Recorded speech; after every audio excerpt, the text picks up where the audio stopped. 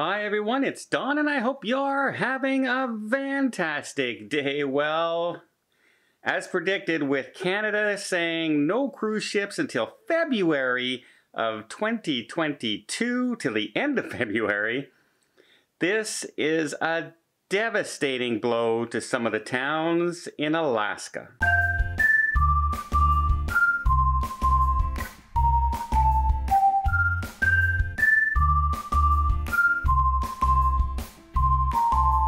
So if it was just Canada, it wouldn't be such a big deal if it was only cruise ships from Canada.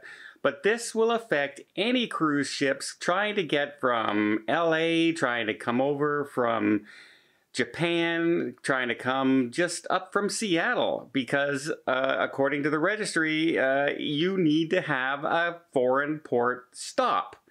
So you might get the odd ship coming back or going away from into Alaska, but you're not going to get anybody from Seattle going up to Alaska and then coming back. You can't do that right now with the current rules in seafaring and trade that's going on right now in passenger service. So a town like Skagway, Alaska, that has a population year-round of about 1,000, but pretty much, goes up to 6,000 to 7,000 population during the summer months when cruise ships are in operation. A lot of people fly in to live there and work there in the tourism industry, but the people who live in the towns own a lot of those businesses that the other people come in for. One person, for example, owns 3 businesses in town and managed to keep their businesses around right now because they've gotten a couple government loans and they've also gone and mortgaged their houses that were paid off. So they're in hock and in debt now, back up to here. These aren't government handouts. These aren't government, here's some money and get you through this and then you don't have to pay it back. This is money that the government expects back. So not only are they in debt, that they managed to go all this length of time, but now it looks like there will be another year and longer before they'll see any income whatsoever in any size. If you own a restaurant in Skagway and you have 4 people come in and order food, that's not going to keep your restaurant afloat. That's not going to pay the electricity in your building. So it's very, very devastating to all there. A lot of people are wondering if Skagway's going to be able to make it. The mayor seems very confident. Oh, we'll create jobs here and well, you're going to create 1,000 jobs out of nowhere for everybody in the town? I don't know. I don't know if that's possible. Make work projects, if you will.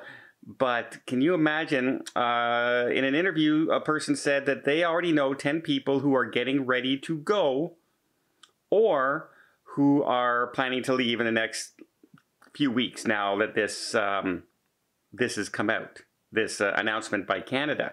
And 10 people doesn't sound like a lot, but 10 people in a town of only 1,000 is a pretty significant amount. And that's just right now. As this progresses and goes on and on and on, can you afford it? What they thought was going to be a few months last year turned into 18 months of no income. 0 income for those businesses that run in the tourism industry up in that area. And now it's looking like 30 months. Almost 3 years of still paying your taxes, still paying your mortgages, still paying electricity bills, still paying heating bills, all with making no money. Is it really possible to survive for 30 months is the question a lot of people are going. And it's very, very possible that what we know as Skagway, Alaska, will almost cease to exist when we start going back, until it starts to get more and more ramped up and more people decide to try and invest out in there. But if we start up slowly and only send 6 ships to Alaska in 2022, yeah, you're going to see not only Skagway, You're going to see Ketchikan. You're going to see all the other towns greatly, greatly reduced with a lot less things to do in that area. And I feel very, very sorry for the people of Alaska right now who rely on tourism and rely on the cruise ships. Because if you think about it, they can't even complain to their own government. You know, they can't, hey guys, we need some help because, you know, you guys are doing this to us. No, because Canada just did it. It's a completely different country. It's a completely different thing. And for Canada to have come out and said that they're going all the way to February is really like, it's way overblown. There was no reason they could not have come out and said till the end of June, and we'll see what happens for the second season of the year. But instead, they just jump the gun and go all the way out a full 13 months away. We could have 0 cases come up in August across the world, and Canada's restrictions have gone well past that. Now, a lot of people are saying, don't worry, because Canada can just, they'll rescind it. They'll take the order back. They'll take the order back. Well, in the history so far of our Canadian governments and all the restrictions that they ever put in place and the timelines that they put in place, they have yet to stop one single one, no matter what the numbers are.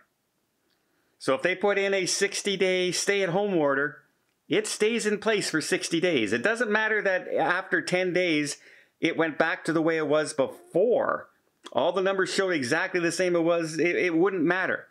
It stays in place for that amount of time. So I really hope that it does happen, that they change their ruling and that they reconsider this over the summer if things start looking much, much better. If cases skyrocket and, you know, mortality rate jumps through the roof, then yeah, you keep it in place. But there's no reason that they couldn't have gone till June and then said, you know what, cases aren't getting any better, things aren't getting any better, we're going to have to extend it. There's no reason they couldn't have done that. Instead, they basically took a knife to the throat of a lot of tourism businesses in both Atlantic Canada and Western Canada along the coast. A lot of small towns, a lot of tourism, and now they even affected Alaska. And it just, I don't think it's really fair. I really don't. But that's where we stand now. Skagway, I feel you. I love going to Skagway, and I truly hope that you guys are there the next time we're allowed to go to Alaska. I really do. I cannot imagine having to go almost 3 years of paying your business but making $0. Actually, I can, in a way. I'm a travel agent. How much money do you think travel agents are making right now, everybody? We're making about that much money right now. Well, I hope you appreciate this update. If you did, please give it a thumbs up. Want to see more tips, more tricks, more travel vlogs from around the world? Hit that subscribe button. Till next time, have yourself a safe and a great vacation.